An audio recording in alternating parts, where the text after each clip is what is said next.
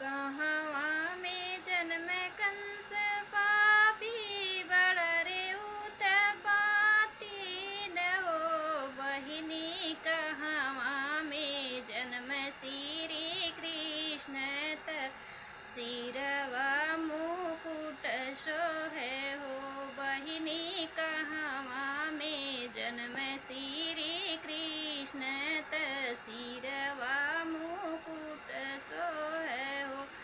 मथुरा में जन्म कंस पापी बड़ा रे उत्पाती न हो बहिनी।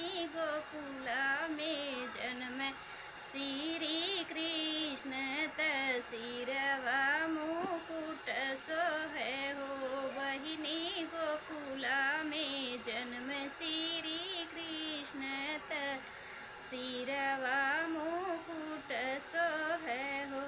काऊ खियैबे कंस पापी बड़ा रे उत्पाती बड़ा रे अत्याचारी न हो बहिनी।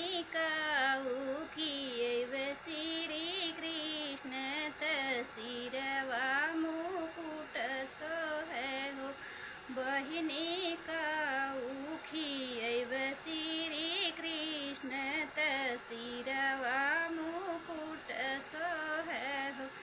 56 भोग खिया